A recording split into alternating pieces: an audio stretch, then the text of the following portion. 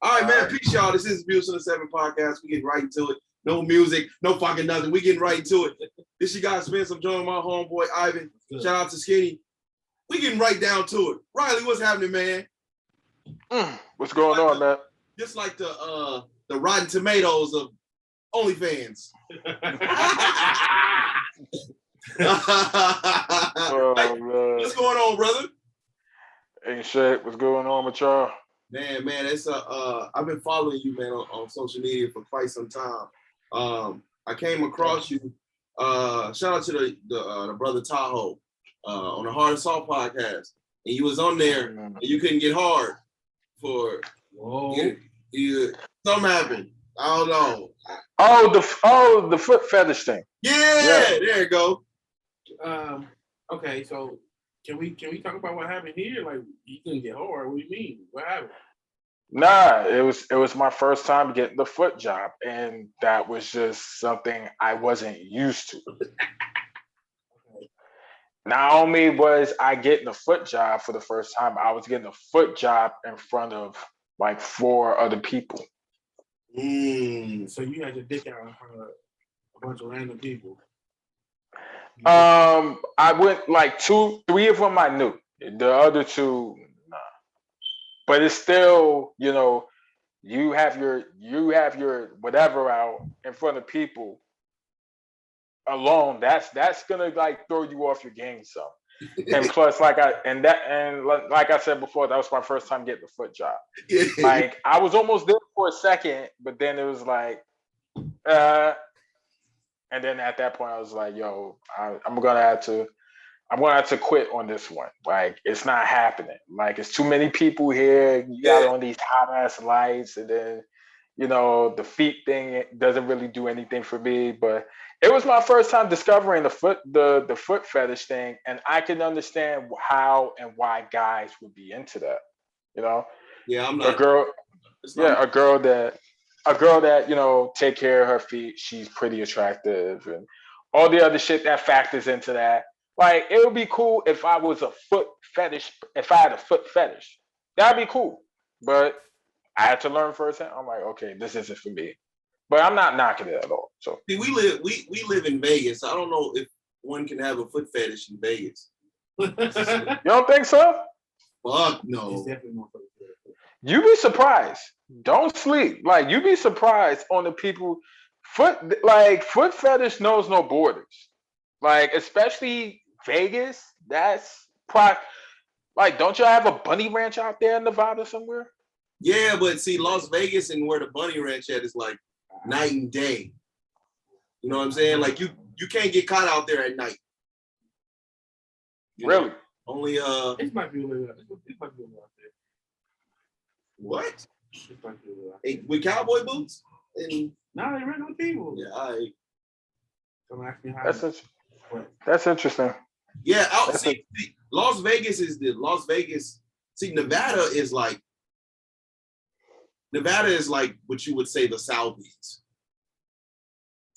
And then you got Las Vegas dead ass in the middle of it. But outside of here, shit. Yeah, don't get caught. We ain't rolling. Wait, okay, so because I think we're going too far left. Get back to the foot fetish on camera. This foot job. Okay, so like was she attractive? Yes. She wasn't naked though. Nah, she wasn't completely naked, no. She had her titties out, she had her booty out. Like what she had out? Just her feet? Yeah. So you supposed to look at her feet, your beat supposed to be hard. Nah, like she was trying to get it hard. She was trying to get it hard and then get me off, and then that was the whole deal. And I tried to make it work, but it didn't work for me. Like she was trying. Like I'm not gonna say that she was whack because she was actually putting effort. It's just, the people factor, these hot ass lights, and then, I'm not a fan of feet being around my meat. Like I like that. That's a bar. That's a bar right there. That's a bar. I need that on the next album. Like that wasn't for me. It wasn't for me. Like that was one of those you don't know until you try it. I tried it and it wasn't for me. But again, I understand how you know, guys with feet fetishes really be into that. Like, I totally get it, especially when a woman takes care of her feet and she's attractive. I can see that. Yeah. So outside of that, man, that's when I started. That's when I started following you, and I was like, damn, man, you know, this brother is well rounded. You know, sometimes we get stuck with these titles and we become like characters of it, right? So, you know, it was almost like, well, you know, I'm following like the OnlyFans guy. Yeah. When I follow you, I'm like, damn, it's way more than that. Like, this is actually like engaging shit right here. So yeah, that's where I was at, man. And I discovered your music, which, you know, we had a discussion about before we pressed the record button. I would love for this brother to start pushing that to the forefront a little bit. Yeah, I need to start pushing that more too. As a matter of fact, I have a project that I'm wrapping up to as a follow-up to the 12. It's gonna come out this year, definitely. So look out for that. All right. So how did you get your start, so to speak? So was you a fan of OnlyFans before you, like, how did it come about? As far as me coming into OnlyFans, I was following Chella's way when she announced that she had an OnlyFans. So that was the only reason I created one in the first place, to see about Chella's way, you know. And then after a while, like you hear more and more about sex workers joining there. And this guy, like copacetic Chris, you know, shout out to him. This was around the time H.E.R just announced she's coming out with her OnlyFans. He kind of put the seed in, like, yo, you should, you know, do a video reviewing H.E.R's OnlyFans.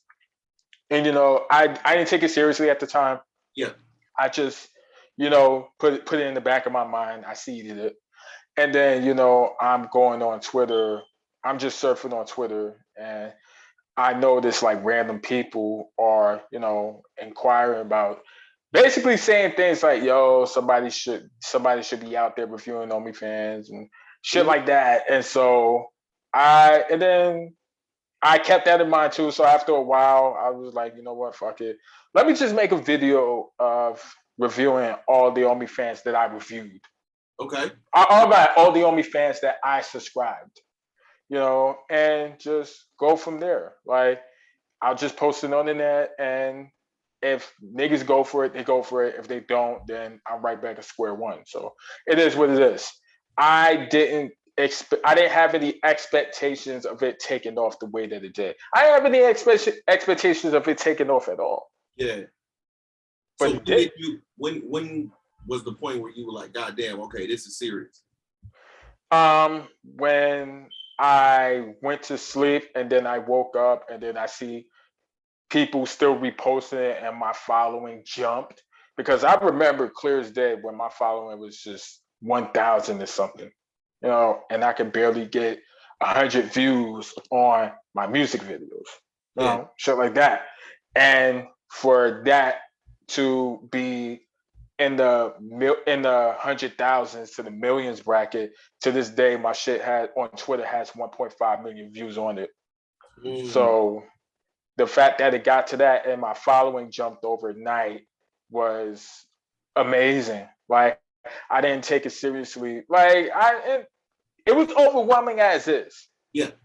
But what really, like, it was when random niggas started bringing it to my attention. Like, Meek Mill just shared your shit. What? Tiger just shared your shit. DJ Academic just shared your shit. Drake interacted with him. Like, the fuck? Wow. So did Academics steal any of the content he shared? Yep. Oh, he did. Yep. He didn't tag me. That seems to be his thing, the no free clout thing. Yeah. Like, he'll repost it and not tag anyone. Turns out I'm not the only person he's done this to before. So it's like, it's weird, but okay. Weird factor, man. Is he fat? Yeah. Is he fat? Yeah. He fat? Yeah. Oh, I didn't know. Yeah, I mean, Yeah. you know, some niggas' body is unproportionate. Is that it? Nah, he's fat, but he's tall. Like that nigga's like at least 6 foot. Oh, okay. That's tall. That's tall. How tall are you, bro? I would say that I'm what, like 5'10". 5'10". 5'10". Shout out to the 5'10" niggas. 5'10", Yeah. 6 foot ain't right. 6 foot like right right there. there. This nigga's all right. Fuck them. Nah, but I thought he would have been like short and shit. Oh, I didn't know he would be that tall in person. Oh, okay. So, how much backlash did you receive? Because it was because I'm thinking about it in my head, bro. And it's almost like it's like you the local bootleg man. Like I ain't gonna buy this shit if I know it's trash. How much backlash? Where you want me to start? That's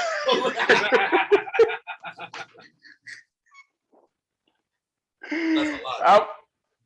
lot. Seriously, where do you want me to start? The most obvious one or the most obscure one?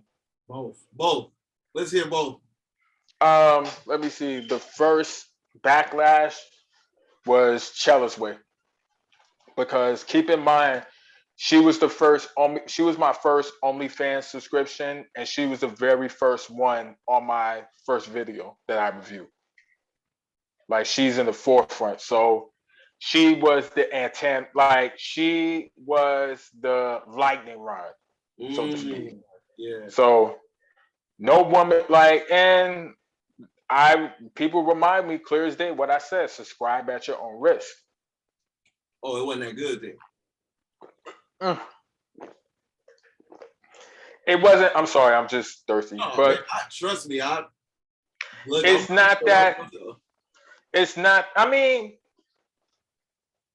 it's because her content was short, but very. She was overpricing her content for a short amount of time. Like, who you think is willing to watch? Who you think is willing to spend $100 for like 3 minutes of content? Oh my God. Like, I'll never forget. I tell everybody this story. Like, whenever I do a podcast interview, I tell everybody this story. Yeah. I'll never forget it. Clear as day. Oh, heroes. Her one of her DM content was anal, basically. And it was for like two and change. The length of it was 2 and change. But what she was charging for it was $300. Oh, fuck. That's highway robbery. It is. That shit was just so offensive to me. It was so offensive to me. Like, I get why she charged it, but at the same time, why would you charge that? Like, do you really think you have, pussy or ass worth seeing for $300? Like, I understand, like, it'll be one thing if it was in person. But I'm not paying $300 for like 2 minutes and whatever seconds of just watching. No, sis. No. So that's why I'm like, subscribe at your own risk. And apparently she was very upset about that. And here's the thing, like, if the video would have never went nowhere, she would have just paid me no mind and kept it pushing. But because people like y'all saw it, and people like Meek Mill saw it, people like Tiger saw it, people like Drake and academics and Joe Budden saw it. Those type of important names like just saw basically like, yo, don't subscribe to OnlyFans. You're gonna take it a certain way. Like for the average woman, they don't like these reviews for 2 different reasons. One, because it's hurting their bottom dollar. Like, you're telling people not to subscribe to it. That's gonna fuck up the money circulation a little bit. Yeah. So there's that. But the main thing is, what I think the main thing is ego. Ego. Nobody wants to be told that they're trash. That's a hard thing. That's a hard criticism to take. Nobody wants to be told that they're trash. And to them, it's the same as being told that they're ugly. So the fact that they have somebody like me saying like their OnlyFans is trash, mind you, I'm just saying they're OnlyFans. I'm not saying anything about their bodies. I'm not saying anything about the fact that they're sex workers. Like, it's just your content is trash, your price is way too high, and your fan interaction is shitty. But they taking that personally. Yeah, I do feel like you know, I'm here for all sex work. I'm here for it all. Right. But I so much of it just comes down to how do they look? That plays a factor too. I don't know. That plays a factor too. Like, but go ahead. I don't think it's 100% how they look. I think it's like any other business experience. Like, what experience are you providing the customer? Like, if I'm only tuning in because you're pretty, I can do that shit for free on the timeline.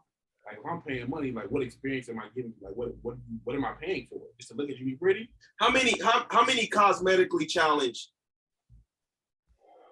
a few out here actually eat? Actually a few. Like, those be the dope ones. I ain't going front. Like, not all. Like, first, I don't want to call anyone ugly because beauty is subjective. It's just like, but I feel like I feel like because they're aware of it, it's where they overcompensate in content. Like, whether it's the mad shit or whether it's doing other shit, they overcompensate. I'm like, oh, I see it, and you know, that's what's up. You playing to your strengths. But to answer your original question, let me see. Chella's way, she threatened me both openly and privately. There you go. Like, bodily harm?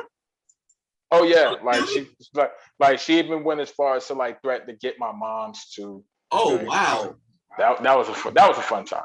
That was a fun time. Let me see. I reviewed La Love the Boss. She reported both of my videos on Instagram and YouTube. Was she successful? She had both of them taken down, unfortunately. Oh. But I posted the full video on Twitter, so I'm good on that. What else? I had a couple of girls, you know, they call me the usual. Oh, you need to get your teeth fixed. Ugly ass nigga, stuff like that. Yeah. Have there been any that like showed you love though? Like it helped them? Oh yeah, Maya G, Marie Love, Jada Fire. Who else? Meek Mill was appreciative of it. I feel like I'll go as far to say that I feel like my reviews played a factor in fucking. You remember Lil Baby fucking around with Miss London? Yep. London? Yeah. I feel like I strongly feel like my reviews played a factor in that. That's just my opinion. But what else? You know, I've interviewed, like I've done podcast interview with people that I would have never thought I did. I've talked to people that I would have never thought I talked to. You know, people recognizing me on the street. I didn't anticipate that either. But yeah, they said not for nothing. My reviews, you know, got them high subscriptions. You know, it got them noticed by people that they would have never got noticed by. So that's what's up. How do you feel like you had influence with Lil Baby? Huh? How do you feel like your influence helped with the Lil Baby in this London situation? Because again, rappers that actually, like, I didn't think rappers would actually pay attention to my reviews. So the fact that somebody like Meek Mill and Tiger did, I'm like, who's to say all these other niggas, who's to say that all these other niggas haven't watched it by that point? Yeah. Like, just because niggas, that's the thing. Just because people don't interact with your stuff doesn't mean they aren't watching. You know? Like, so who's to say that little baby didn't see my review of Miss London and reached out to old girl, be like, yo, I'm gonna see what she about. Yeah. So if you was the nigga working at Blockbusters, the OnlyFans Blockbuster nigga, and I'll go up and I walk in and I say, I want the best bang for my buck. Who would you recommend? Off top, honestly, it's hard. It's hard to give you names up top because the best ones I gave last year kind of like fell off this year. Like they're inconsistent. So yeah, it's hard. It's hard for me to give you a name off top. I would have to like really. I would have to really look. Yeah, because I don't want to give you last name. I don't want to give you last year's name and they fell off this year. Yeah, but so but like last year, who's the question? Who would it be? Let me see. The best list. I did a best list last year. The names I put off top: Dominican Dub. It's Winter. Young Beyonce. Curvy Ballerina, but she changed her name since then, and she hasn't been that consistent. Yeah. Who else? Did I put Jada Fire? Wait, Marie Love. Definitely Marie Love. Okay. Yeah. I'll be seeing a lot of niggas clowning Dominican Dub though. We had one of her close friends on here. You may have seen her. She's like Asian, thick, ass. What is her name? That's such a... Her name is like Filipina. That's interesting. She'd be with Dominican Dub a lot, but yeah, I'll be seeing her getting clowned on the net a lot, man. Yeah, like, and it's not. And it's not just her. Like, matter of fact, anybody with an OnlyFans is getting clowned on just because you have an OnlyFans. And I reviewed her twice. The second time I reviewed her, I think the second or third time I reviewed her, I just basically spoke on what she needed to improve. And since then, I ain't gonna hold it. I've been seeing more content from her since. Okay. Like, some of the prices I don't agree with, but at least she's not only giving more content, but she's giving more content, but she's also interacting with her fans more. So at least she actually listened to me. So I'll give her that. Has there been any alterations? Alterations as far as what? Her ass she has a Mondo burger like on like Instagram and Twitter and shit like that. Is that what you see on OnlyFans? Nah, I see the ass. I also see more than the ass. I see her doing a lot of things with her ass. Like her ass. Like, I see her doing a lot. Like I said, like she upped her content. She upped her content and her fan interaction since the very last time I reviewed her. And it's like, that's dope. Like, it's dope when you see people actually applying the shit that you told them to like practice. Yeah, that's a good feeling, not for nothing. So okay, so yeah. As a connoisseur of OnlyFans myself, I know that sometimes the prices can add up. So like, how much you think you spent as far as OnlyFans? Overall, like that's a hard number to round. I ain't gonna front. I haven't been keeping track of that. Because I'm not even gonna hold you. It's gotta be a nice little bag you can spend to have reviewed all these different people. Oh yeah. Do you purchase the premium content or you just whatever they have on their timeline? Sometimes I come into shit on my own. Other times I go by referrals. Other times the girls approach me. And the retweet groups, that helps. And what I mean by retweet groups is there's people with OnlyFans accounts that follow each other, and they cross promote. Yes, they do. Is what I'm saying. Absolutely. Like, they cross promote. Especially they not only do they cross promote, but they also have specials. Yeah. Not just on social media, but on OnlyFans in itself. Absolutely. Like that helps, but that harms at the same time. I say it helps because you come across some dope ones, and some of them even give out a fucking free trial or a discount. But on the other hand, some of them cross promote too much. I agree. Like seeing maybe 5 or 6 of them is cool, but I don't want to see 20 of them a day because after a while, I'm gonna block you or mute you. Yeah. So what about the big ones, like the big names that I see, like the Rockwell Savages, the what's her name, B Nasty, I think her name is. Raquel, I'm glad you said that because Raquel Savage, I gotta review her. Like I subscribed to her before, but I never got to her. I was unsure about her OnlyFans. I got to get to her soon. But B Nasty, she lives up to her name. I'm not even gonna hold you. She lives up to her name. Yeah, I agree with that. Yeah, she's a resident now. So I've been told. So Nevada, Las Vegas. Yep. Yeah. That's what's up. I mean, that's what's up. But okay. So before we move on, what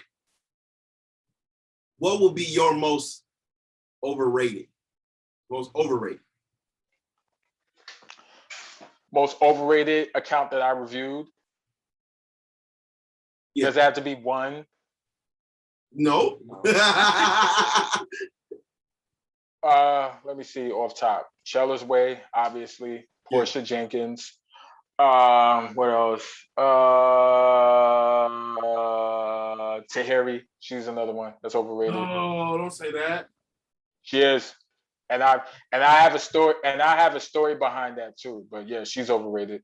What else? Malaya, she ain't do anything for me. No. She ain't do anything for me. It's basically a virtual reality strip club.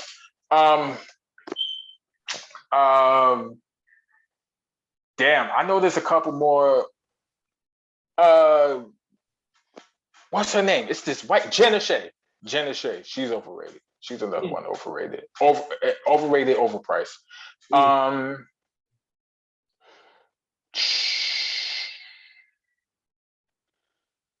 There's a couple more names. I gotta get back to you. I got one that's homegrown. What? We've had her on here, and you reviewed her once, but I wonder if you've done it again. Gorgeous Afro. Does it ring a bell? Gorgeous Afro. Not really. I probably did review it, but it doesn't ring a bell off top. She has. I'm trying to say it like she has like she wears the bang. She has the bang over her eye. Huge butt. Has a bang over her eye. Nah, I gotta look her up again. I was trying to be done. You know what I'm saying? I gotta look her up again. So how do you feel about OnlyFans? OnlyFans obviously got the bag now, and now they're starting to move away from the sex work shit. I'm glad you brought that up because I spoke about it on my podcast recently. Yep. I mean, it was only a matter of time. And like, to be honest, the sex workers built this value up to where it is today, and they're gonna start catering to the mainstream. If anything, they already started catering to the mainstream. Remember that white girl, that Bella Thorne? Yeah, that was the start of it there. Like, and it's only a matter of time, like bit by bit, not like overnight shit. Yeah, it's gonna happen bit by bit, and unfortunately for the sex workers, like, they're gonna be pushed out if they haven't already been pushed out already. And truth be told, even though the sex workers are the reason that we know OnlyFans what it is now, other than acknowledgement, OnlyFans doesn't really owe them anything. It's their site. When OnlyFans came about, it wasn't just created with just sex workers in mind. It was just anybody that has fans that they can bank off of. It wasn't just for you to see somebody pussy pop. It was also like, say, example, you're a producer, and for $5 a month, you can see how he built this beat like from the ground up, you know, or some DIY shit, which is what 3D, like y'all familiar with this female woman rapper, 3D Nati? Never heard of. Like, she's a dope ass rapper. She has an OnlyFans. Okay. If you subscribe to her shit, she doesn't, like, mind you, she's a baddie. She's very attractive. But if you subscribe to her OnlyFans now, she just basically show you a lot of DIY shit. Like, not just how to build your own studio or her freestyles and shit. She also shows you how to, like, you know, build your own bathroom, or her get shit from Home Depot, shit like that. Like, she's very independent. To do it yourself. Yeah. So OnlyFans wasn't created with just solely sex workers in mind. It's just that sex worker made it popping. Like, you know, like, you knew where it was. People should have knew what it was when Beyonce shouted them out. That was it. Game over. It's really only a matter of time before it belongs to the mainstream completely. Yeah, but and there's nothing sex workers can do about that other than get a fucking thank you. And I said, like, yo, like, OnlyFans doesn't really owe you anything other than acknowledgement, and that's if you get that. And OnlyFans wasn't something for sex workers to be content at. It wasn't for you to relax at or chill at. It's something. It's supposed to be something for you to build your value at, and yeah, and carry that over outside of the site. Like, you're better off getting your own website where you can collect 100% of your profits instead of some other third-party website taking 20%. And you're better, and at least if you have your own website, you don't have to worry about the fact that your own website does, like, at least if you own your own shit, you don't have to worry about being discriminated against because you're a sex worker. Okay, but with the backlash we seeing as far as the black dancers and the TikTok with the strike, is it smart for OnlyFans to move away from the basically the audience that built their foundation? In my opinion, no. But like I said, once Beyonce shouted them out in a song, it was a rap. It was a rap. Everybody and their mama knew. Everybody and their mama suddenly had an OnlyFans just because Beyonce said OnlyFans in the song. So no, I don't think it's smart for them to move away from the demographic that made their site to what it was. But it's their site. They can do whatever they want with it. Who am I to say differently? You know, if they can do better with vanilla folks, by all means, knock yourself out. Well, okay, so for all the money you spent as far as being subscribed to all the different OnlyFans, and it's been just a virtual experience, do you feel like a trick? No. And if I am, it shouldn't bother anybody because at the end of the day, I'm spending my hard-earned money. So, and what I do with my money shouldn't bother you in particular.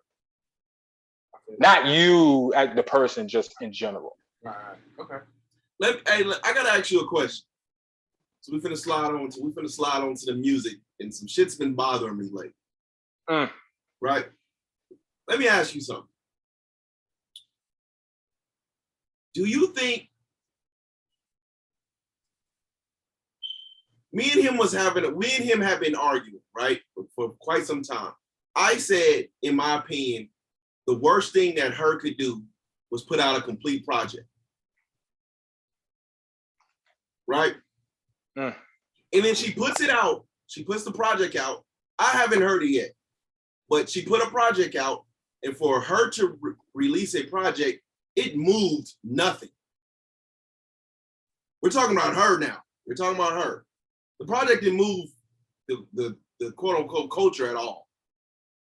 Do you think, one, that project exposed her, and two, has music kind of passed her up? Honestly, it's hard for me to speak on her because I never got into her music. Like I tried to, like with Damage and all that. Like Damage is not Damage. Focus, when she put out her EP. Yeah. I tried to get into her music, but it's just like I remember saying to myself once, I don't know whether out loud or to myself, but I said her is like the modern day Alicia Keys, and Alicia Keys is still alive. like I couldn't get into it. So I knew I wasn't gonna get into her album, but it's funny that you say that because you're not the only person that said similar. I've both read and heard very similar. Like I'm talking about verbatim to what you just said. Like this album, basically, like this album isn't giving, and it's boring. Basically, it's boring. That's what they're saying. It's boring. It's very boring and underwhelming. And I love exactly what your wife said verbatim. I kid you not. That's what they've been saying. Like I honestly, I was looking forward to it, and I couldn't finish it. I haven't even finished it, and it's not even that long. It was so boring. It was so bad for me from the very beginning, to where I just was like, okay, I'm gonna try it again another day. Now, if I feel like I gotta come back and try it again another day, it's not giving what it's supposed to give. Exactly. And and I get it. Music is subjective, so if it's not for you, then odds are it'll probably be for someone else. But for me to not be around people, I'm not around but for me to either be around people personally or be on social media, I don't really hear much from the album. That's what fucked me up. Like when I heard, especially when her singles dropped, when her single dropped, people kind of stopped to listen to it. And then she drops a full project, and it's like tomorrow it's here one day, Saturday you forget about it. And it's not even that. And this time it doesn't have anything to do. I don't feel like it has anything to do with the fact that it's a fast consuming culture, which it really is. But I don't think that plays the case here. I think it's just. And did she drop it during the BET Awards or the day after? She either dropped it during or the day after. The day after, as a matter of fact. She dropped it. I think she dropped it the day after the BET Awards. People heard it and then just went about their lives. Like, oh, H.E.R. got an album. You listen to it, it's like, oh, okay. And then you went about your day. Yeah. That's shocking from an artist. Like, the worst thing you can be, the worst thing you can be, and this is not to call her mediocre because she's a very talented artist, but the worst thing for you to be and the worst type of music to drop is mediocre. Like, you can be very good and very bad. People are going to remember one of those two. But your music just being okay, that's even worse. It's forgettable. I think what kind of hurt her, though, also is the fact that she built up this anticipation. We've been listening to her for 3 to 4 years now. So she's been dropping little pieces. And, for her core fan base, like, it's been really good music that she's dropping. So you're giving us this, and, I feel like she missed her window to actually drop it on us. So now it's like we're 4 years out. You finally put an album out. We've been waiting for years for this. And it don't even sound like the stuff that you were putting out initially. And it doesn't sound like you evolved. I don't think she. And you know what else fucked people's heads up? The fact that she announced that this was her debut album. So I'm like, what the fuck were you dropping this whole time? Bro, I don't think she missed her window per se. I just think she Kevin Hart. Like, if you watch the last few Kevin Hart, not Fatherhood is fucking name, but like the last few Kevin Hart like big movies, he gave us all the good shit in the preview. So like all the singles was all the good music. Like, okay, why that Slide was on? Not Slide. We don't forget what's the Slide. About Slide. But like Damage, Comfortable. What's the other one? What's the one she had with Robert Glass? Oh, that's on there? No, it's not on there. I'm just saying. Oh, her singles better than I Match. Better than I Match. So her singles have been amazing, and it's like, okay, so we think this is what we're getting on the album.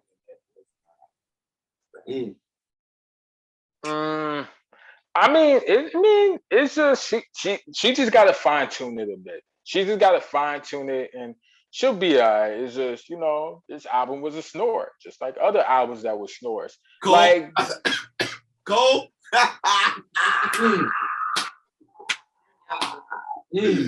Cole. Just ask. I'm not gonna do it. Ask me a question. Just ask me a question, and I'll go from there. Just ask me a question. From a scale of 8 to 10, how bad was that Cole album? From a scale from 8 to 10? Yeah. I would have to give it like a 4. I would give it a 4. I'm not gonna say that it's bad because I actually because it's a 12 song album and I only like 4 songs from there. Ooh. I liked one. The Pride song. I can't think of what the name. It's somehow Pride. Yeah, I know what you're talking about. The rest of the album was like that LA was the LA Leakers freestyle he did. Mm-hmm. Like it's just rapping. I'm the shit. I'm the shit. So you can't out fart me. I put. Yeah, that was his bar. That was his more bar. M's than Eminem. I put M's on your head like Luigi's brother. Yeah, can't forget that. I think I saw that on Twitter. Yeah, that's album of the year. That's what niggas been saying. Album of the year. That's what niggas been saying. The off season is album of the year. That's what niggas been saying. They said it before, after. After he dropped it. They still lying. And niggas were still saying it was album of the year. They're still saying that. Even when Tyler just dropped the all season's album of the year. The all season has like one of my followers, he's a fucking music reviewer. He said that Cole's album of the year, and I feel like he's trolling at this point. I feel like he's trolling. I'm convinced. because it's like I was the first brave one to say it. Like, yo, I listened to it twice. Like, even when niggas tell me, yo, you should listen to it more times, give it a chance. I listened to it twice. Yeah. Okay? That shit is underwhelming. I should never feel like my shit is better than this. I should never feel like that. It's just him rapping. Like nothing sticks. And not only is he just rapping, a lot of the bars are corny. And niggas would swear up but let Dreamville Twitter let Cole Stans tell it. Yeah, see, I'm fumbling over my words. Let the J. Cole Stans tell it, and they'll tell you, oh, just say you can't understand his bars. It's too overcomplicated for you. First of all, I need y'all, whoever's watching this, I need y'all to stop it with that narrative right now. Because Cole been admitted on a Lucy that he's a dumbass. So that fucking argument that y'all try to make with that, the bars is over your head. That nigga said he has an average IQ and he's a college graduate. That shit is dead. Stop it. He had one bar on the song. I skipped it after that. But it was a Habitat for Humanity bar. Can't think of what it was, but it was fucking disgusting. Skip. But yeah, it was just a bunch of rapping, man. Nothing stuck, man. And in my opinion, I feel like outside of Cold World, For Your Eyes Only, although it was a project that a lot of people didn't like, that was the only project to me that felt like he was being creative with. That's a very unappreciated album. I tell people that all the time. Niggas did not appreciate that J. Cole album. Like, I like the documentary that came with it. I like that. I like them fucking iPhone looking videos he shot with. I still feel like he shot them shits with the iPhone, in my opinion. But he got creative with it. I feel the same way. That was his most creative attempt yet. That was his most creative attempt yet. And that was the first time that anybody was introduced to Ari Lennox. Because she has an uncredited feature in that as well. Yeah. And you have matter of fact, go ahead. I was Ari Lennox that you had a slight fling with.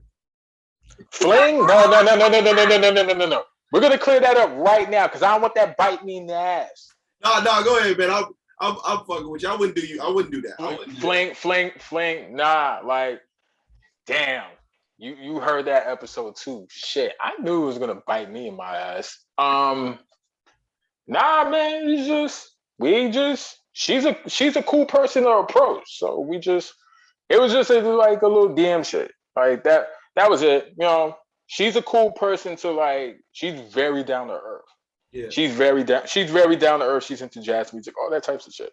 Like, she's cool. Like, she was cool as fuck. And that was around the time she was like gearing up to put out Shea Butter Baby at that time. So it was very interesting to, you know, converse with somebody like her, because at that time I didn't see what everyone else saw until, you know, towards the tail end of it. So it was dope, man. It was dope. Like, it was very, very, very dope.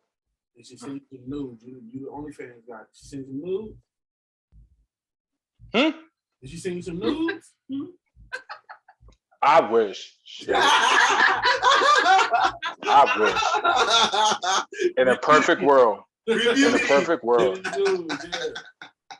perfect world, she would have sent news, but here I am just waiting for her to tweet and post music like everyone else.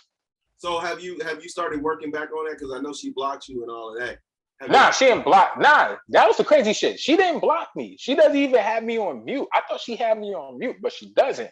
Yeah. She's just the master of ignoring niggas. Not just ignoring niggas, but understand, like, her popularity has grown more from the 2-3 years I spoke to her.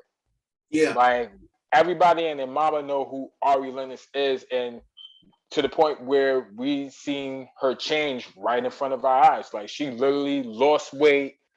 She just lost weight. Looks amazing, by the way. Yeah. Like, I started calling her JT Lennox. So, like, she literally looks like JT from City Girls now. Like, yeah, I wouldn't disrespect her like that, but nah, that's not disrespect. How is that disrespect? She does look like JT from City Girls. That's not disrespect. JT is a baddie. Yeah, Miami is the bad one. No, JT.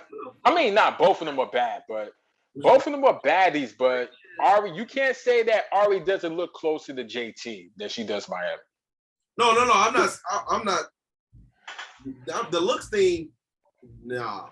But she looks more close to JT than she does Miami. JT's the one that go with who's Jamie? Yeah. Yeah. Yeah. So, JT is beautiful. Knock it off. So the BET Awards just passed, right? And I honestly was going to let this go, but I think I've been holding it in because I ain't talked about it, right?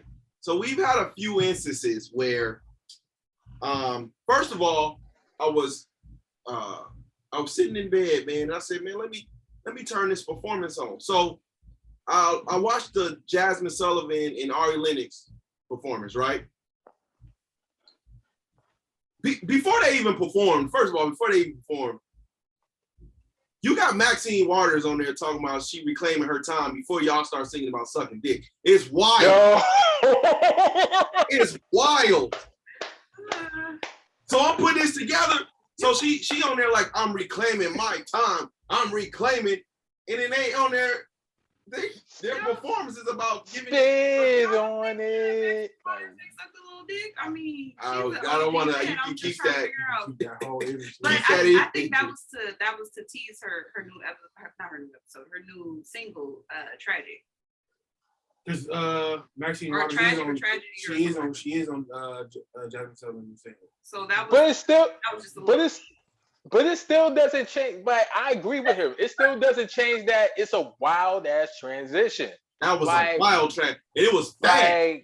Like that was a wild ass transition. How it go? Like, what does you reclaiming your time have to do with you talking about spitting on it? Grannies be sucking dick too. Jesus. Oh no. Oh no. Okay, so we got the Jasmine Sullivan. We got the Jasmine Sullivan performance in Ari Lennox, right? That was one. Two, we got the Young Miami and Megan Thee Stallion kissing. Whatever you want to call it. Like, because Meg is so big, it looked like she swallowed her. But when Meg opened her mouth to like kiss Young Miami, it was like damn, her whole fucking face was fitting. First of all, let's call it what it is. That was a publicity stunt. It was a publicity. Let's call it what it is. Yeah. That was a publicity stunt. That was for the shade. That was for the shade room, and that was for all the Twitter to talk. That was a publicity stunt. I think Meg has to do something else now. Now that she's been exposed a little bit she's a TikTok rapper. To be honest. Yeah. A lot of Meg's sales come from the fact that so many is discovering her music through TikTok. And we seen her feet. She had a bullet holes in the motherfucker. That and her feet are really ugly too. Where that bullet go, baby? Come on. Look. So I think she's been exposed a little bit. I think she's been exposed because they got the little strike going on right now, and her music is not moving the way it used to. But all in all of these stunts or kisses or whatever, all this shit was on a public platform. So why is the Lil Nas X situation the only one to be brought up and to be casted down on? You just said a lot of things that need to be unpacked. And I say that because you didn't say anything wrong at all. I'm just saying there's just so much to dissect it. But let me just go through a very quick rundown. First of all, to go back to Ari Lennox, let me remind y'all that Ari Lennox Shea Butter Baby was not nominated on the BET Awards. Just so y'all know, if you know this. Yeah. So which is Shape? Because that was a great album in my opinion. I think it was. Exactly. It is. The shit went platinum. It is a great album, and for that not to be recognized by BET, I still think it's trash to this day and a little bit suspect. But I just wanted to address that real quick. To go back to Megan, to go back what you said, I addressed that too. I'm like, how is it that gay men are still demonized, but lesbianism is still being fetishized and used as a marketing ploy? Like, they're still giving Lil Nas X shit for not only for him making out with guys on the stage, but even for the fucking video. They still give him shit about that. That's never stopped. That's never stopped. But Young Miami, but Carisha and Meg doing a little fake ass makeout. It's yes, sis, and y'all pushing that fucking LGBT whatever on them, hoping that they gay for real. No, that shit is strategic. That shit is quote unquote strategic marketing. That's a marketing ploy. Yeah. That's and to me, that's even disrespectful to the actual lesbians. The actual ones that put on for their flag, the ones that actually go through, the ones that are actually demonized for their sexual attraction to the same sex. Instead, y'all using it to promote albums, and for what? For them shit, for y'all to be fucking taken as a joke? That shit is corny. That shit is corny. Get like trash and one that look like Manny Fresh and one that look like Boosie. Them only lesbians that get trash. The rest of them fuck with. Yeah. So for lesbianism, for the whole lesbian thing to be used as, as a tool, for the whole lesbian thing to be used as a fucking marketing tool, it was just It's really gross. It's giving. It is. It's giving the whole Madonna and Britney Spears vibes. Like exactly. It's not. You can tell it's not real. They weren't turned on by kissing each other. They look like just two random people, like you said, doing it for marketing. I think Madonna actually hit though. I don't know. Nah, I think that was a marketing tool, like she said. Yeah. But wait, who else? Did she kiss? She kissed somebody else too. It was two of them.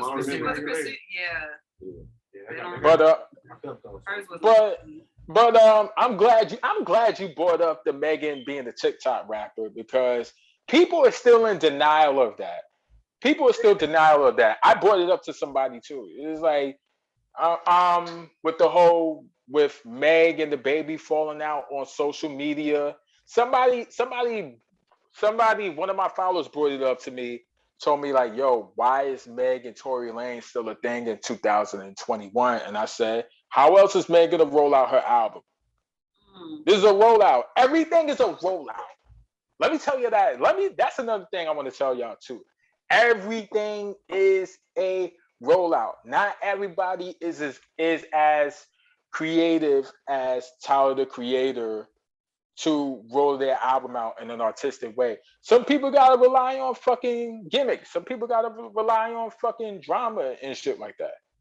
Like, ever since Black TikTok went on strike, and I'm glad you pointed that out, because that's how Megan relied on her singles to pop off. TikTok dances. Yeah. And when Black TikTok decided to say, yo, fuck this, where did that shit go to? Shit got quiet. Very quiet. Nobody was making no dances to no thot shit. You ain't seen no dances to no thot shit on no fucking Reels Instagram either. So of course, who's to say that she wasn't using that shit who's to say she wasn't using the fucking social media thing with the baby as a rollout? Now, it may not have been intentional, but who's to say that wasn't but it does come off very opportunist. It comes off like very opportunist. Yeah. That's what I was looking for. Opportunist. I mean, they all was at the BET Awards and nothing happened. So, I mean, that was surprising. Like, she smooth walked off that stage before the baby popped up. Like, all right, y'all got y'all, but y'all got it from here. I'm out. But even her dude was talking like mad spicy and shit, you know. Yeah, and that was the part where he should have minded his business. That was the part where he should have minded his business. I understood he was standing up for his girl, but you standing up for some shit that you're not 100% in the know of either. He probably needs some publicity too. Publicity for what? What the fuck does he have out? He got them Cardi records. He got them Cardi records. Roll something out. You said everything's a rollout. Yeah, but I mean, it would make but Cardi's been out for a long while. Like, what the fuck does he have going on worth promoting? He might be dropping something soon. Nah. No, it's a rollout. Nah, not in his case. He was trying to stand for his girl. Like, I get it. Your girl's made the stallion. You don't want to look funny in the light. But there's nothing funny about sitting there, being quiet, and minding your business. Especially when you have your girl putting the gas in your back. That's the worst part. Your girl putting the battery in your back to get fucked up over some shit that had no type of involvement with you. Especially for some shit you was kept in the dark about at that. Yeah. Like, there's still some questions about that incident in the car. Like, I'm not gonna deny that. We can't deny the fact that she got shot in the foot. That shit happened, and I can't deny that. And I'm not gonna say that she deserved it at all. No woman should ever no woman deserves to get shot at unprovoked. Period. But to me, in my opinion, there's a lot more that she knows than what she's willing to lead. There's what she's willing to reveal. Yeah. And for the fact that, think about it, nobody ever really spoke on it until she spoke on it. You know, once Meg spoke on it, that's when Tory gave his side of the story. That's when Megan's ex best friend gave her side of the story. And even the baby like said something I noticed very similar to what Tory and what all of them say. It's like you have the wrong people in your ear. You have the wrong people in your ear, and they filling your head up with shit. So I think that's very interesting. Like, and that's why I'm like, okay, you know what? Something doesn't add. Like, Tory obviously was involved, but there's a lot more to this story than anybody's willing to tell. And we're not going to hear that story. And we're not going to hear the real story for a hot minute. Somebody's going to have to disappear for that story to be told.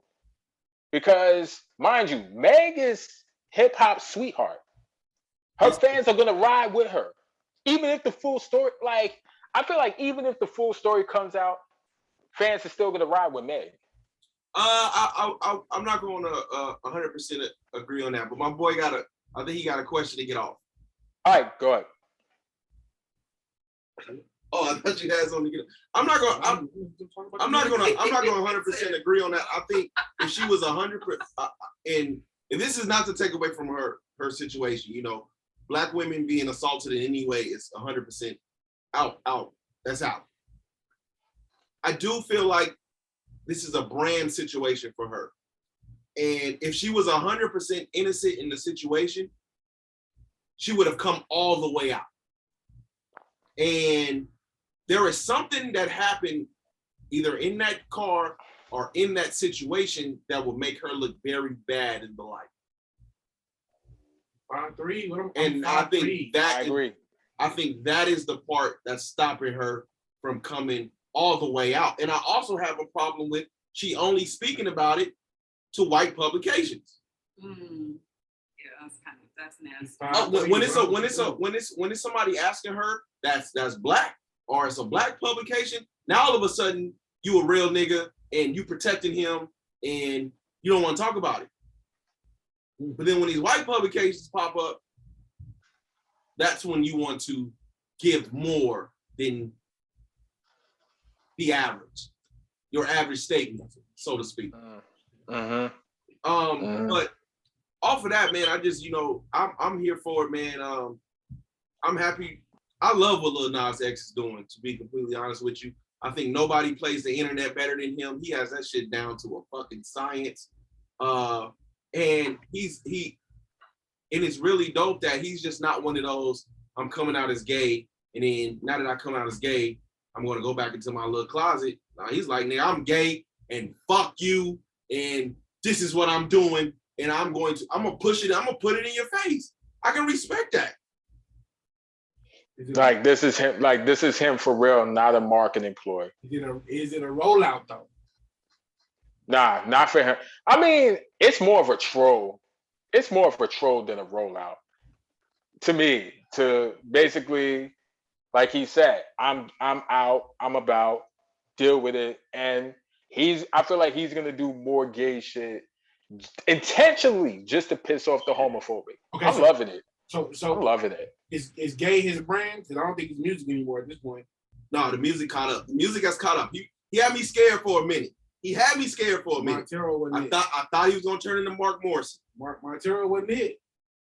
Old was a legit hit. The remix was fucking genius. Now the only time you come up is when you're talking about gay shit. So to me, gay is a gimmick. Gay is a brand for you. It ain't music no more. The last album wasn't because he had gay stuff in the lyrics, but the last song, people were upset because he had the devil in the video. Gay shit. That was him. He said that was him trolling people saying he was going to hell for being gay. Okay, so I'm gonna put the devil in the music video. Okay, this is all going back to you being gay. When is the music gonna be the focal point? Not all the imagery. When is the music? Because you're a musician. When is the music gonna be the focal point again? Or is gay your brand? It's a part of his brand. It's his brand. It's a part of his brand, and it should be, because they don't have. I absolutely believe that it should be part of it. He's gay Ray J.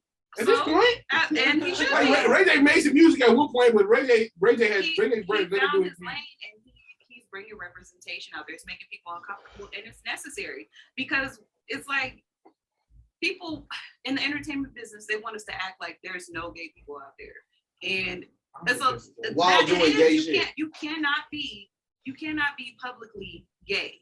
You can't do it. It's a lot of download shit that's happening often. Right. They don't want to see it. They're like, oh, you're going to influence our kids. But how is that even a thing? Like, how is that even a thing? And why is it not okay for him to be gay? Why is it not okay for that to be his brand? I don't think it's not okay for him not to be gay. Like, when is music gonna be the focus again? Like, okay, cool. We got introduced to you because you had this dope record that was the #1 single, took the country by storm. Cool. Now the only thing we know about you is you gay. Like, okay, we got it. Music, I like the new song. The new song, Call Me by Your Name. Is that Montero? Yeah. Montero. Yeah. I like that shit. But again, this is 2021. You are unable at this point to the music just be it. That can't be the end all be all now. It can't be it no more. I'm not saying it has to be it. When is it going to be the focal point? When is the music going to be the focal? Not the imagery. I'm talking about the imagery. When is the music? When are you gonna make another dope song? When are you gonna put out a dope project? Yeah. Because I listened to the first Lil Nas X shit. Outside of them 2 songs, the rest of that shit was one. It was one I think was okay. You ain't like Rodeo? No. With Cardi? It was no. Hell no. It was another song. It was another song that I did like. But other than that, like, okay, the music ain't no part of the brand. That might be a part of his mission. Like, he may have felt like, I didn't see this growing up, and I feel like I want to be representation for those kids that are gay and they don't have any idols or anyone to look up to. So that might be a part of his. Because he could have.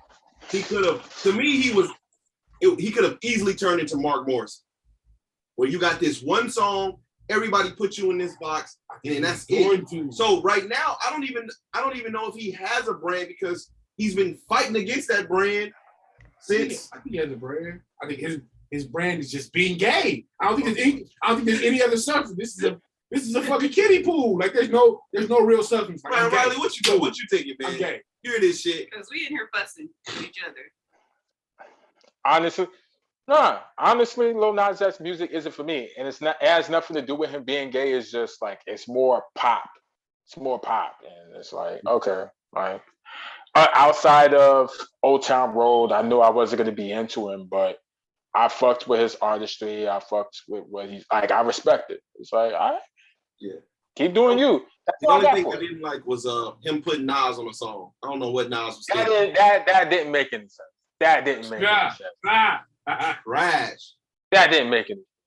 Like, you just gave Jay a free W while he was just minding his business. Well, no. I'm not gonna say that because Jay been putting out some trash for a while too. Oh, 444. Okay. Wait, what? 440. Like, I wouldn't call Jay's 444 trash, but it's like, that's another one. Looking back now, that shit doesn't have any replay value either. Wow. It doesn't. I was talking about them verses he been putting out has been real. You talking about the Gary V verses? You talking about those Gary V verses? I think Gary V verses. That's fair. The Gary V verses. I agree. That Nipsey verse, super overrated. The Pharrell. I like that verse on this song. I like this verse on this song. The Pharrell verse, the Black Business shit, that was trash. Imagery. Yeah, that was Gary V shit. I ain't agree with it. The imagery was dope though. The 2 Nas joints, they gotta stop putting them on songs together.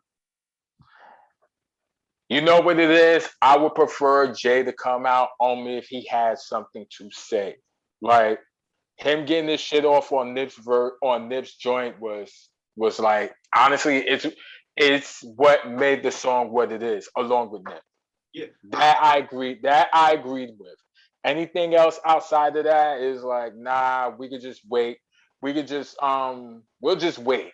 I have no problem waiting like 3, 4, 5 years to get your next album if it means you'll have something valuable to say. Like, I have no qualms with that. Same thing for features. I would rather you come out. I would rather you come out when you have something to say than you just to come out just because on some just because shit. Like that. That's when it doesn't work. Like I can go without the Gary V bars. I can go without the capitalism bars. Like nah. I don't think. I think this is gonna be my hot take, but I don't know. I don't think Jay-Z is comfortable in his position anymore. How you figure? He only pops out when it's something that's going to put him on the forefront. I think hip hop moves so fast now that I don't know, even at his age, although people calling him the quote unquote GOAT, as fast as hip hop is going now, I don't know how long that would stay if he didn't do anything. That's interesting. So you remember a couple years ago, it's almost like he's doing what Eminem was doing, just at a slower pace. So a couple years ago, I honestly felt like Eminem was threatened. He felt threatened. His legacy was threatened. So he was lashing out by, dropping his music and telling you what he did and what he didn't do, and so forth and so on. And now Jay is doing that just on high profile verses. Yeah, but Jay 50 though. He's doing the same thing now. Jay's in his 50 though. Like, what other arena can you expect a 50 some odd year old man to compete with 20 some odd, 30 some odd years? But hip hop was birthed as it's always been like a competition type of deal.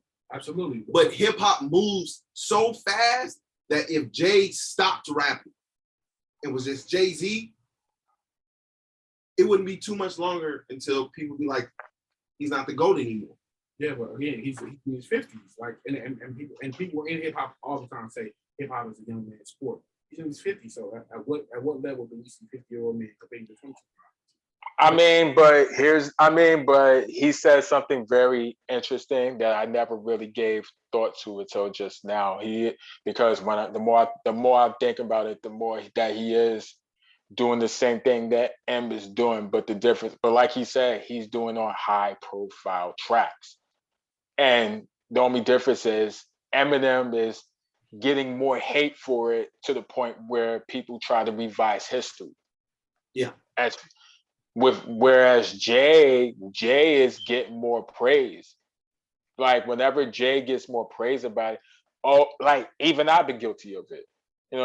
Hov is talking that slit talk, Hov is talking that millionaire talk, Hov is talking that billionaire talk, And to be honest, outside of that shit he did with Nip, the only thing that we really celebrated him for was that verse he had on Meek Mill shit was free.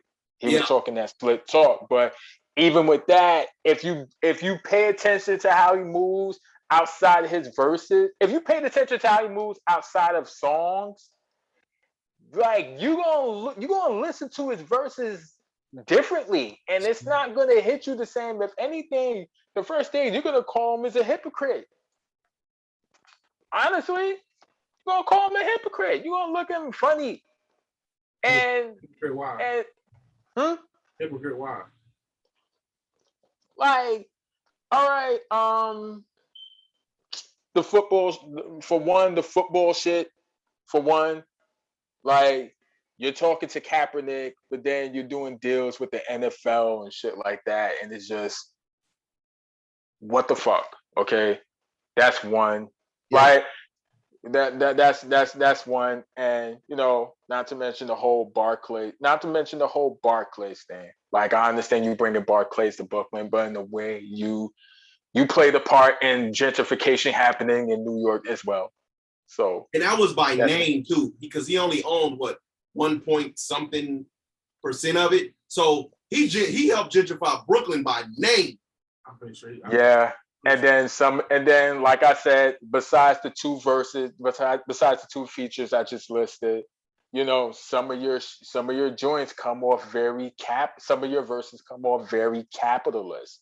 But you like Diddy, you dress it up as, Black business and entrepreneurship, and you're looking out for the little guys, you're looking out for the artists and shit. You Tidal, he's very big on Tidal, and you know, he's just now dipping his feet into the NFT world. And I wonder how's that gonna look, how that's gonna be with him involved now. That's just like that's a get rich quick scheme. I don't, the NFT shit, I call bullshit from the beginning. That's just like, if you really think about it, now the more I think about it, if you really think about it, he's moving like Joe Budden did, but on a grand scale. When he does it, he gets away with it to the point where he gets praised. Joe did it, he got backlash. Yeah. That's what it is. So I agree with homie 100%. Now that I think about it, I'm like, oh, because I never really gave a thought like that till just now. So I'm glad you said it. Okay, so we always question people being, or we always make authenticity in rap a theme. So as a 50-year-old billionaire capitalist, how is he supposed to move?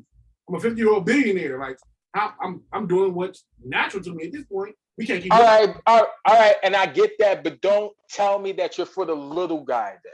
Don't tell me that you're looking out for niggas like me. Don't tell me you're looking out for people like you, him, and her. Don't tell me that shit. You brought up Tidal, and from my understanding, Tidal pays artists the most out of all the streaming services. So is that not him? But I mean, but how much by the most? How much? Because that's the prevailing thought though is that out of all the streaming services, Tidal pays artists the most. But he says that, but who does that really apply to? Because it's not applying to like artists like myself and other artists that I know of. I haven't seen a penny from fucking Tidal yet. Yeah, if anything, the most money. If nobody's streaming your music, you no matter what fucking platform you on, you're not gonna get no money anyway, right? Not if this is the part where I bring up merch. This is the part where I bring up Bandcamp. This is the part where I bring up owning your own website, because I actually seen my money from Bandcamp. Let me tell you that. When I put my album The 12 on Bandcamp first, that like I actually made money off that, and I actually saw money off that. Whereas, I mean, he's saying that Tidal is the one that makes the more money out of all them fucking streaming sites. But if you look it up, it's not that far apart from Spotify was making. It's not that far apart from what you make off Apple. It's not that far apart from what you'll get from SoundCloud. It's not that far apart from any of them. It's really not. So when he says that shit, you gotta wonder, and even I gotta wonder, who's like, Tidal is the one making the most money. All right, who the fuck is this? Who's benefiting off this? The mainstream artists that's already on? Niggas like Cole? Niggas like Rihanna? Niggas like Beyonce? Who the fuck is benefiting off this? Because damn sure ain't Riley Ritz. Make another good record then. Nigga, nobody tell you to make the fucking box and then go sit in the fucking box. Nigga, get your ass in the studio.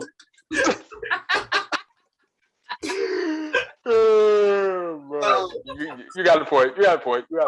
So, I just found out what a BBL is. And I complete vulnerability here. I thought it was like a porn category. I wouldn't blame you either.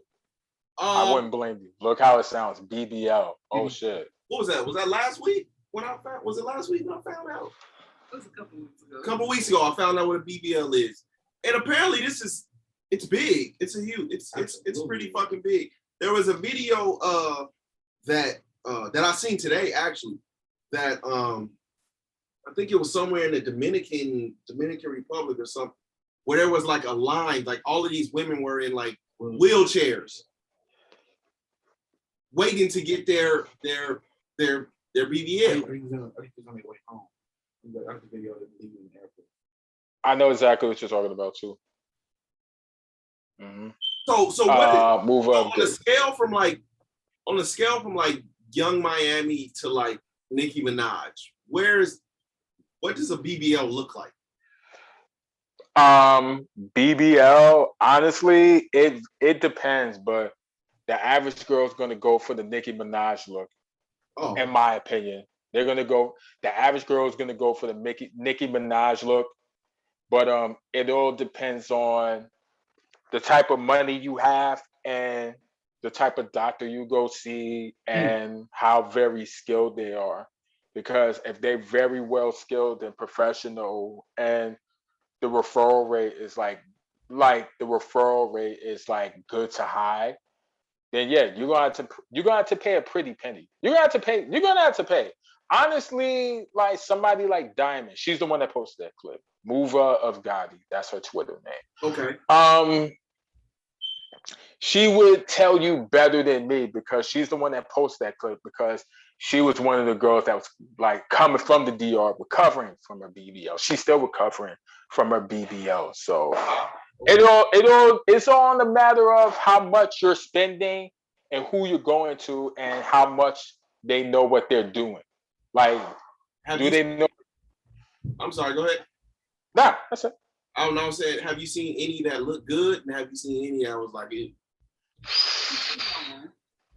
Because I couldn't believe it. Bro, that don't look bad. No, it looks real. A lot of people aren't going for that super exaggerated look. A lot of them just want it to be fluffed up and it looks like a real ass. Like that looks homegrown. That's not bad. That I just sent y'all. But does it move after and shit? Yeah, but what is it gonna look like in 6 weeks? It's gonna look like I don't know. No, again. That girl looked good afterwards. I don't like the Mondo burger look.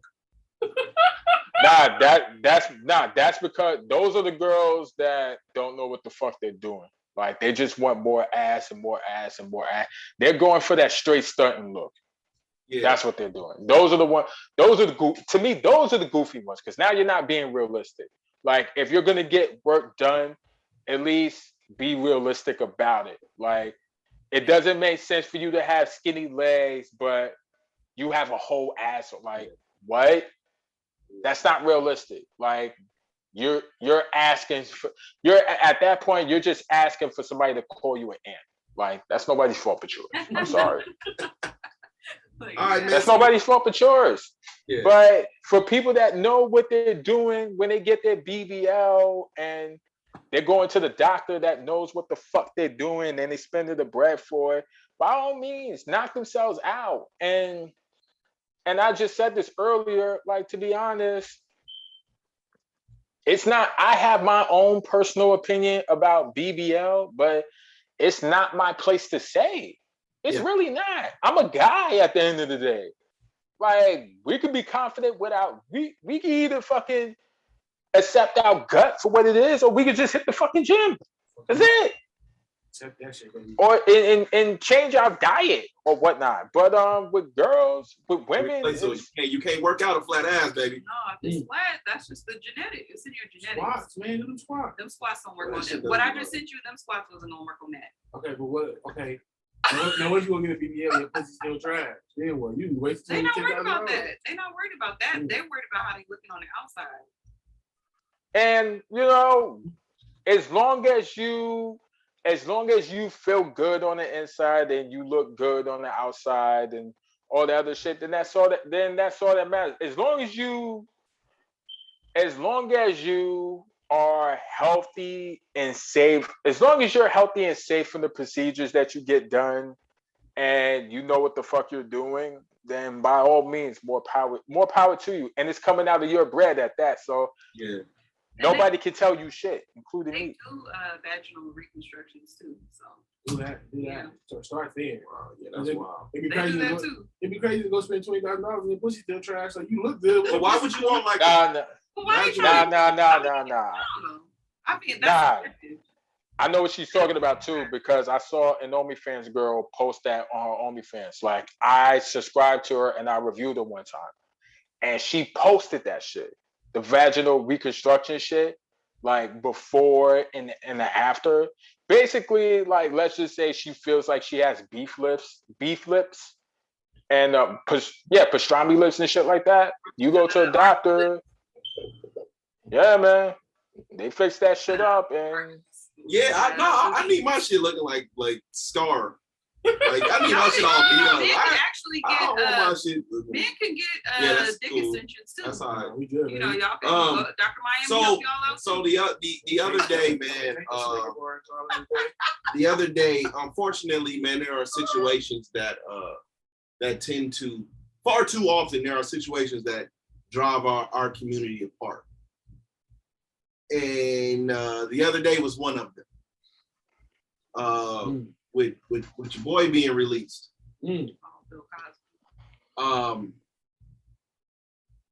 How y'all feel about that?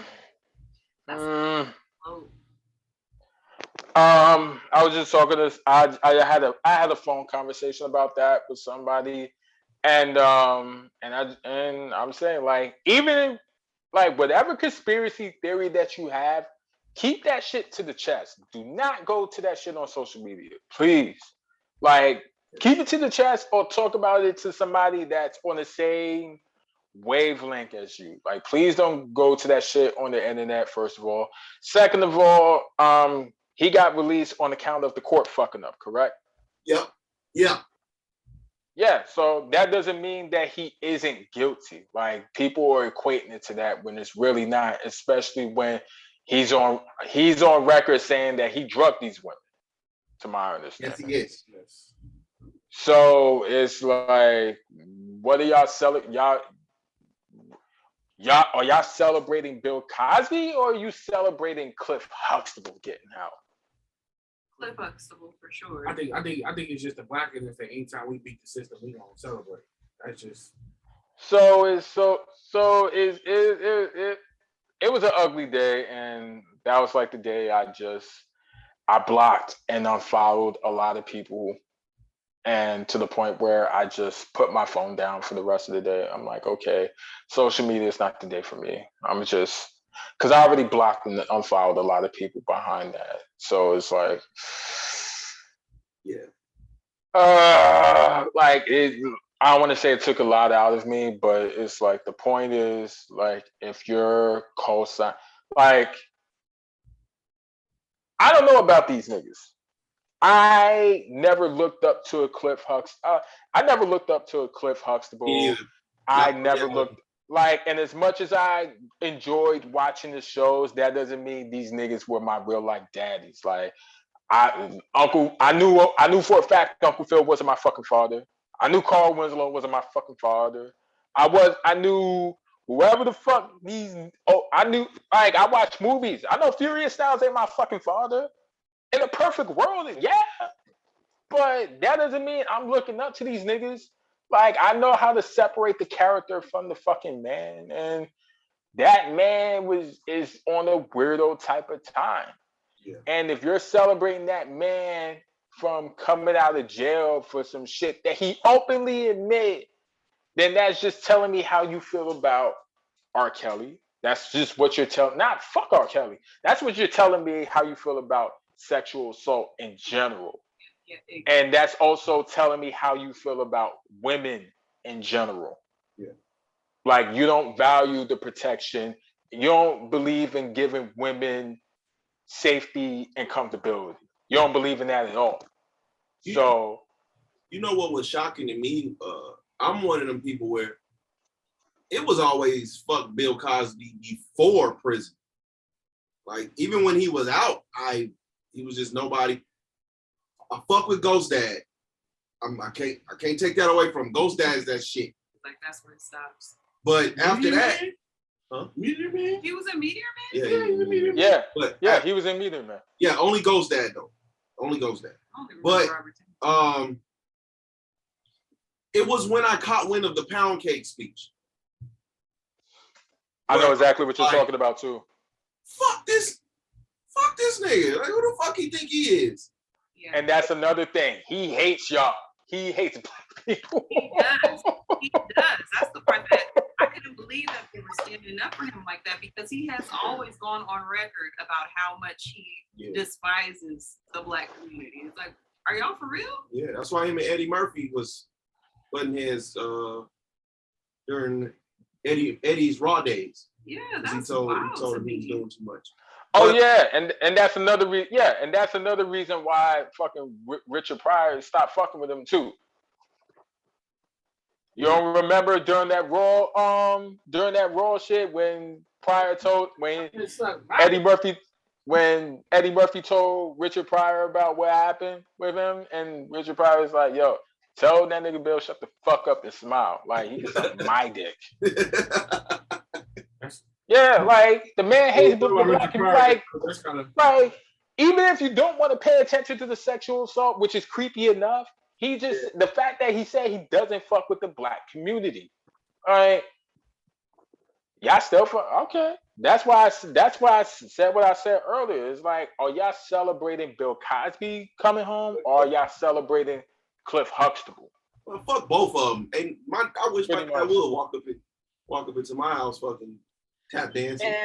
And you know, there's still people saying to this day, like, Bill Cosby got jammed up because he was going to buy NBC and shit. And to this day, I don't know how true that is, but I'll say it like this. As you know, the industry, the Hollywood industry, the music industry, I'm pretty sure y'all have heard the weird ass stories. Yep. You know, the Illuminati shit, the mansion parties and whatnot, and all this other shit. Let's say even if those were true, let's say even if that nigga did get hemmed up over some bullshit, like I said, the rumors or the whatever the fuck you want to call them, keep that shit to the chest. Yeah. Or if you're gonna talk about it with somebody, talk about it with somebody that's on the same wavelength as you. Don't be the one that jumps out the window. That ain't it. Like certain hills are not worth dying on. Bill Cosby is not one of them. We see what happened to Irene and Snowflake. We good. Reporter lady and Snowflake. Snowfall. My fault. He was calling. Oh yeah, I know what you're talking about. My god. I know. What? All right, man. Before we get out of here, man, I do gotta ask you, man, how y'all doing out there? Because I know I seen some shit where they don't want, the governor doesn't want y'all using electricity and shit like that because it's so hot. Man, listen. We're just coming off how many a week-long heat wave? A week-long heat wave? The last blackout that we had, I'll never forget. That blackout happened on my birthday. That was the worst of it. That blackout happened I spent my birthday. You know what it's like to spend your birthday in the fucking dark? Yo, I'll never forget. I was in the pitch ass dark, and by the time we got the power back, like fucking Cheetah Girls came on the Disney Channel. Wow. And that was my highlight.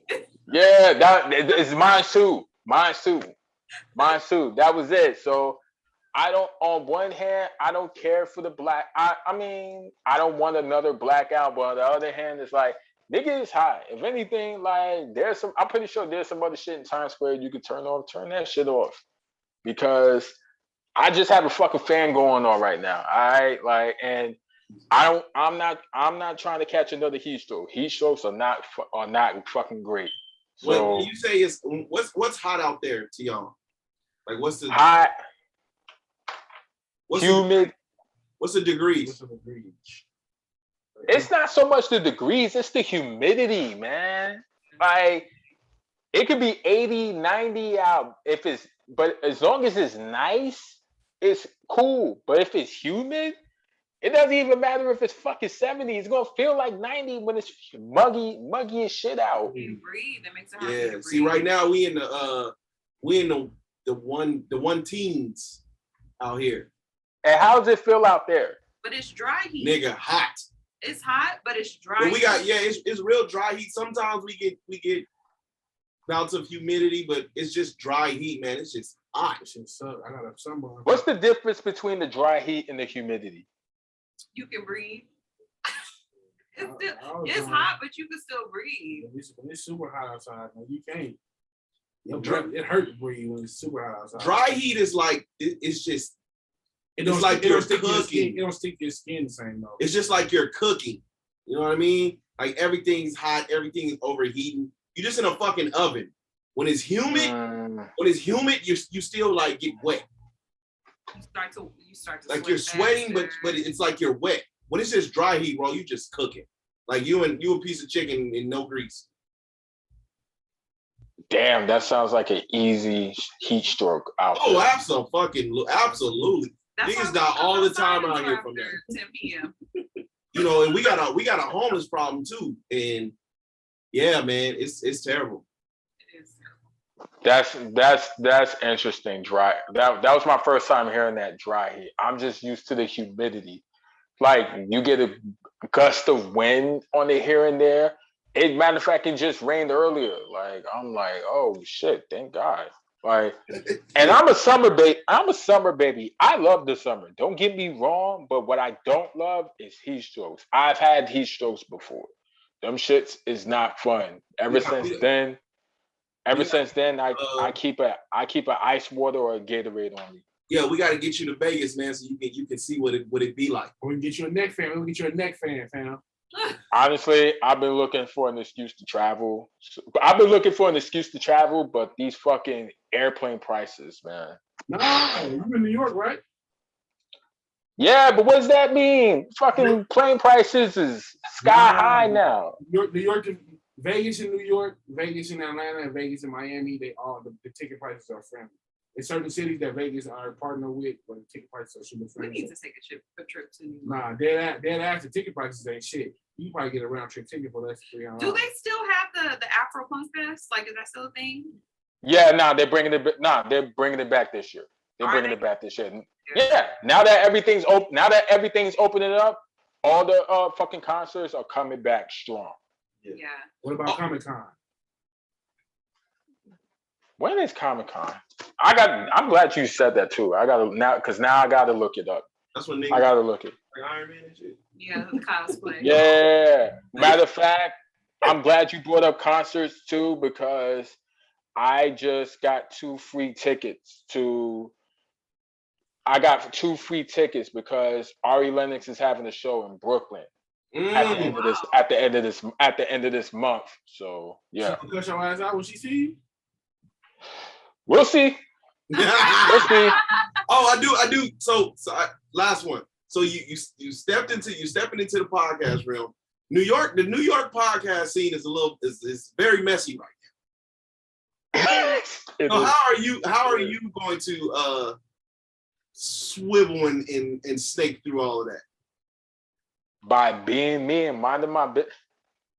But let me not say being me and minding my business, because part of my business is minding somebody else's business. Exactly. So there's that, but just at the same time, it's just, just what I've been doing. It's I'm basically doing what I've been doing with the OnlyFans reviews and with the music, and just all with sincerity. It's all with sincerity. Like, understand, when I do my reviews, it's not coming from a place of ill intent or malice. This is just me being honest and as sincere as I can be. And that's no different with the podcast, and that's no different with the music. Honestly, I'm still trying to find my way with the podcast thing, because I'm doing it off no guidance. Yeah. I'm doing this off no guidance. I'm learning along the way, like with formats and and all that shit. I'm going up to 20 episodes. Yeah. In the beginning, I wanted to make it, a niche-based podcast. That was the original intent, for it to be a niche-based podcast, basically to be about the OnlyFans world and the sex worker world and all that other shit. But halfway through, I'm realizing, honestly, I don't want to talk about sex work all day. There's other things I want to talk about too. There's other topics I want to touch. And, it's a good thing that it's appropriately named Riley Random's podcast, because I could just switch to a random topic at the drop of the hat. Yeah. Yeah, that's so man, there's nothing about you that's format that I can.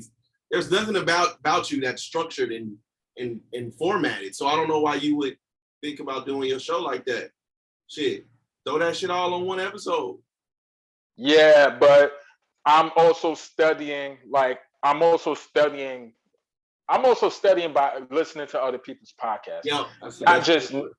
Yeah, not just the Joe Budden podcast, but also like Rory and Malls, Van Lathan's podcast. I'm tapping into a whole bunch of different podcasts as well as YouTube and like podcasting 101. I'm just aiming to take the approach that work best with me. Yeah. Like that aligns with my, synergy and shit like that. Yeah. Because there's more to, even before starting the podcast, I always said to myself, like, there's more to doing a podcast than just going up there and talking shit to yourself for like 45 minutes to an hour and then leaving. I know there was more than to a science to it, which is why I was hesitant to doing a podcast in the first place.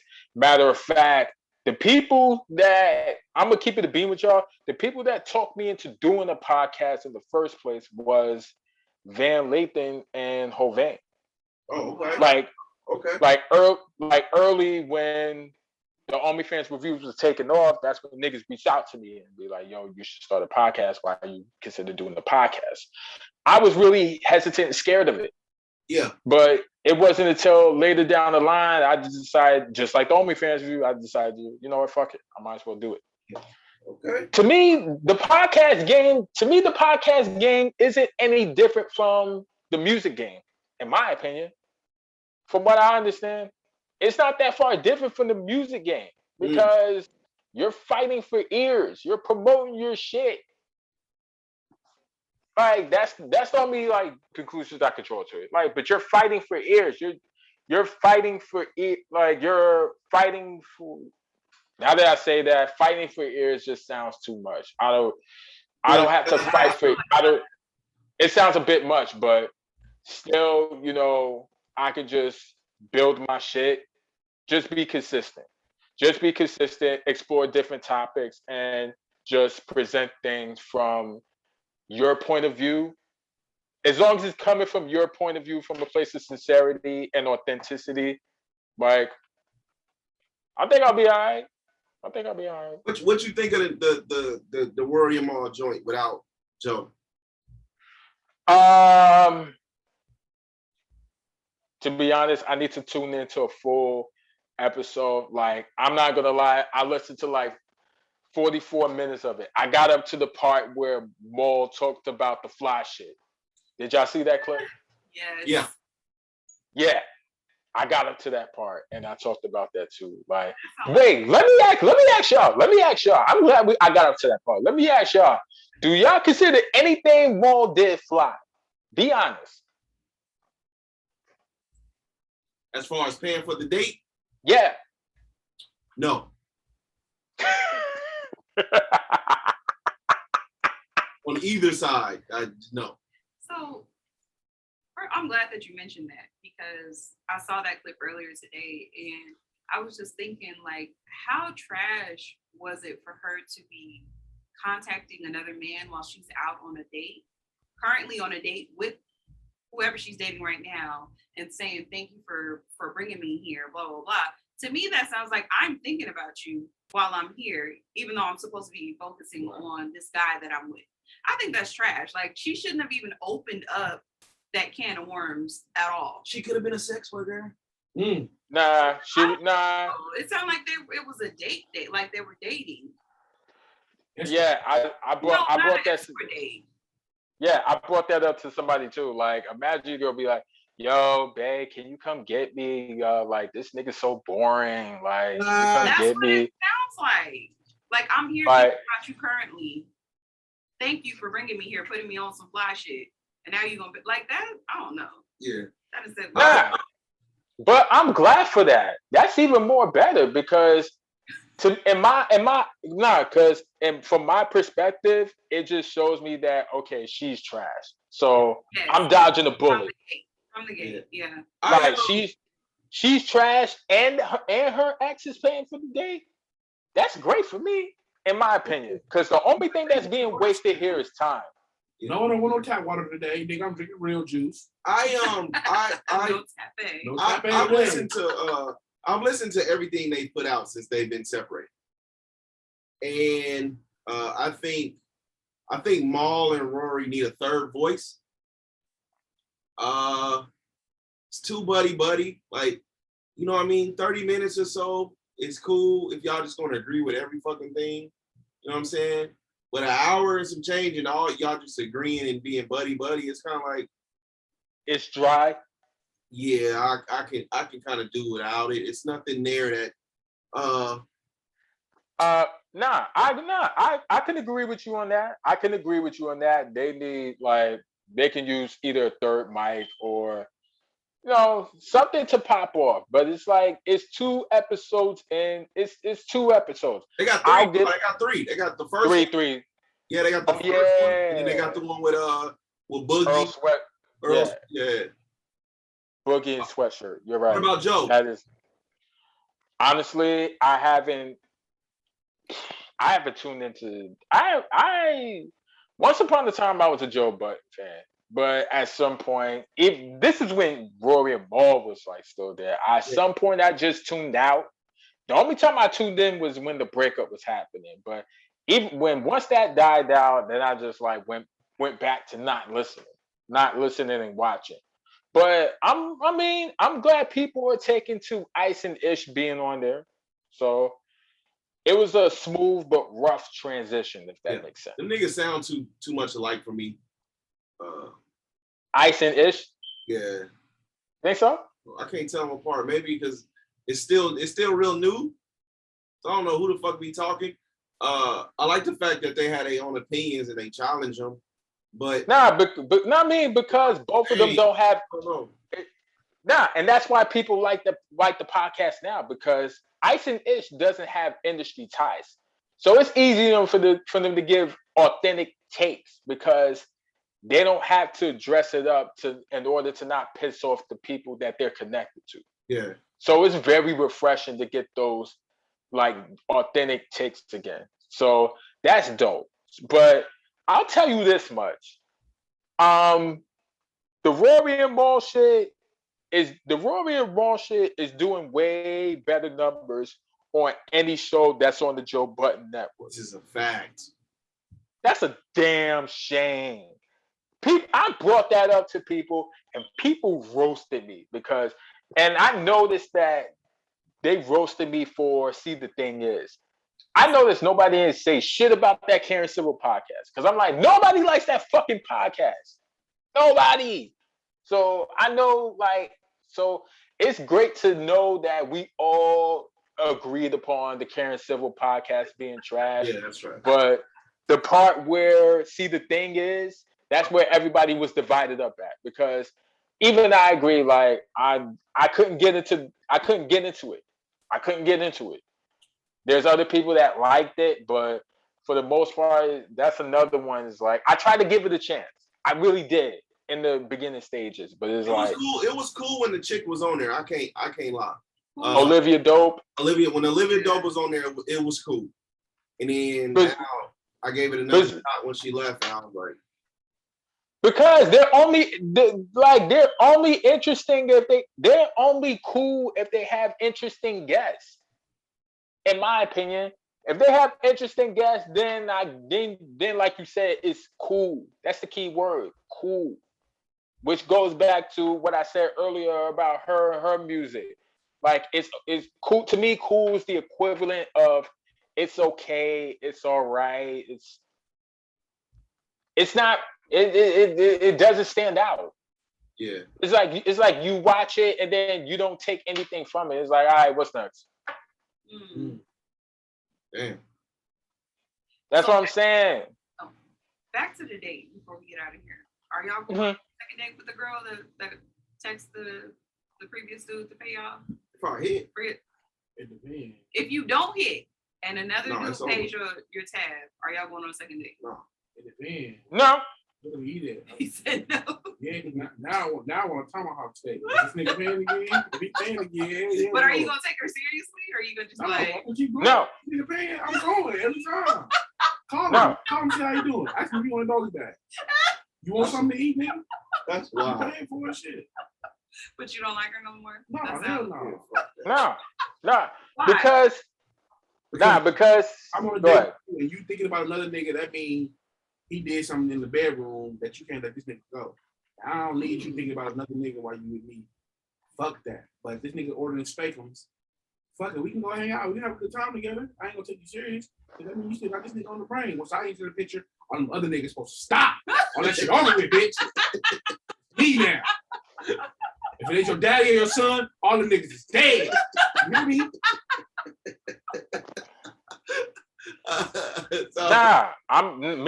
Nah. Like, that's gonna be the very last time I talk to you because I'm gonna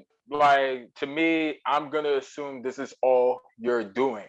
Whether that nigga stalked you on his own or whether you call him or not, I'm still gonna make that connection with you because that's even worse if a girl calls her ex to pay for the date because to me that's just a flex for herself. That's a flex for her ego. She just for her to say that she's that bitch that she can have her ex come through and pay for her new works date. Like that's a flex for you. That's ego for you. That makes you more trash in my eyes, and that makes me look at that ex nigga like a weirdo. Yeah. So you and both are fit for each other. Yeah, I feel like a woman that, if you're there and you're texting another guy, you're not interested in the current person that you're there with. You're exactly. No way that you're even interested in going nowhere with him because that's disrespectful. That is so. I could see maybe if you guys were friends and then later on, down the line, maybe a few days later, hey, I went back to that spot that we went to. Thank you for putting me on. Not while I'm here currently on my date with the guy. That's trash. Yeah. Shout out to the that's what I said. I'm gonna think it's trash too, but my only thing is I'm not gonna get pissed off to where I'm gonna fight the nigga. One of my followers said yo, if you basically saying if I call my ex to pay for my date, you're not gonna swing on the nigga? I'm like, no, for what? He's paying for it. If a nigga pays for my food, I ain't got no problems with that. You can have a nigga. Yeah. Thank you. The nigga bought my wife 2 drinks the other night. Word. Still thinking about that? Shout out. Word. And I told him. Yeah, we gave it to somebody. We gave it to somebody else though. Yeah. We ain't have to pay for him. That's all that matters. I did tell him because he was like, "I want to buy you a drink," and I said, "I'm here with my husband." He said, "I want to buy both you guys a drink." I said, "Oh, okay." And is there anything wrong with that? Hell no. Financial cuckolding. Financial cuckolding. Is that what that is? Financial cuckolding. That's what I call it. He didn't follow me. He didn't follow me, but around for the rest of the night, it was just like, y'all have a good night. I just want to. If you buying, hey, that is a cold ass term. We drinking Louis XIII now. Financial cuckolding. There's some S&Ms or there are some sex workers that actually have this thing called financial domination or financial draining. Basically, it's another term for tricking. These niggas go to these dominatrix workers, these sex workers, and willingly let them spend their money or donate their money to them. And that's a term, and that they don't mind doing it at all. So who's to say that this girl doesn't have her ex following her around and be like, yo, pay for my new works drink? All right, bet. Pay for their drinks, pay for their food. I'm gonna take advantage of it. I'm gonna ball the fuck out. What? That's crazy. So this is all his time? You sure? Yo, you know what? Let me add a new thing in that order. Let me get the lobster. Let me get the drink. And for dessert, let me get the hot fudge sundae. All that shit. Hell yeah. Yeah. I don't get the part of it either. All right, man. Riley, I appreciate you, man. I appreciate you for giving us this opportunity, man. I know we be you know, on we be talking back and forth on social media, but I appreciate you for giving me this opportunity.